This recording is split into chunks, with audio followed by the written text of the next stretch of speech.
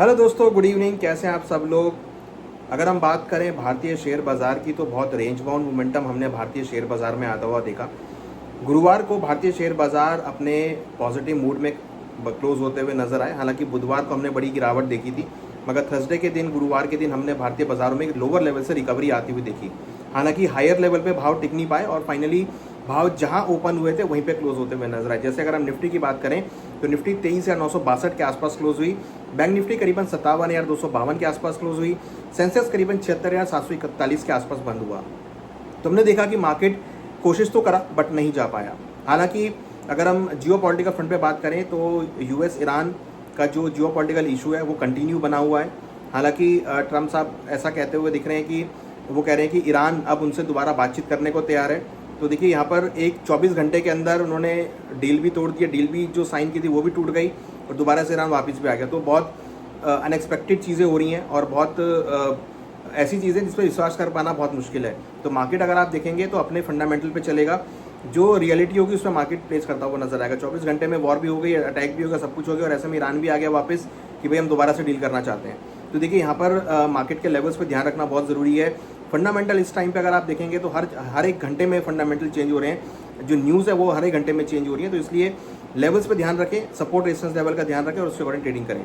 जिस तरीके का मोमेंटम है, लग रहा है कि निफ्टी ने अपना जो सपोर्ट था 23,800 का उसको मेंटेन रखा है और उसको अभी तक उसके नीचे क्लोज नहीं किया है।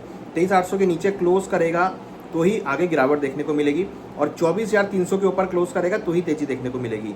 तो 23,800 से लेकर 24,300 के बीच निफ्टी का ट्रेंड हो सकता है। शुक्रवार के दिन लग रहा है कि भारतीय बाजारों में मिला जुला कारोबार देखने को मिलेगा और लोअर लेवल पे कुछ खरीदारी देखने को मिल सकती है, क्योंकि 23,800 का अभी तक सपोर्ट नहीं ब्रेक किया है और 23,800 से लेकर 24,300 के बीच का रेंज हो सकता है। सिमिलरली बैंक निफ्टी में अगर आप देखेंगे तो 56,500 से लेकर 58,000 ये रेंज बैंक निफ्टी की है और ये लगता है कि कहीं ना कहीं यहाँ पर भी लोअर लेवल पर रिकवरी देखने को मिल सकती है। सिमिलरली सेंसेक्स के अंदर भी लग रहा है कि 75,500 और ऊपर में 78,000 ये इंपॉर्टेंट सपोर्ट रेजिस्टेंस लेवल है और यहाँ पर भी रिकवरी देखने को मिल सकती है। तो कहीं ना कहीं भारतीय शेयर बाजार का मूड माहौल, जैसा हम एक्सपेक्ट पहले भी कर रहे थे कि ट्रेंड पॉजिटिव रहेगा। हालांकि रेजिस्टेंस लेवल्स का ब्रेक हो पाना बहुत मुश्किल है।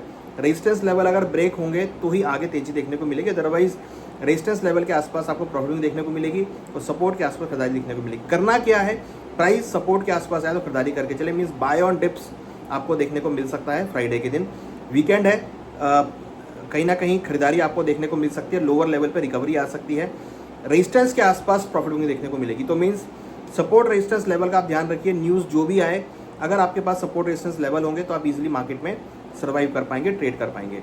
तो सपोर्ट और रेजिस्टेंस लेवल का ध्यान रखिए और फ्राइडे के दिन हमें लगता है कि भारतीय बाजारों में कुछ पॉजिटिविटी देखने को मिल सकती है। अगर वॉर नहीं हुई, डील अगर हो गई और डील अगर कैंसिल नहीं हुई तो बाजारों में पॉजिटिविटी देखने को मिलेगी। अदरवाइज अगर कोई भी जियोपॉलिटिकल अनसर्टेनिटी आती है, कोई भी अटैक होता है, कोई भी वॉर होती है, तो फिर आपको एक रिकवरी जो है वो रुकती हुई नजर आएगी और फिर वहाँ पे गिरावट आपको देखने को मिल सकती है।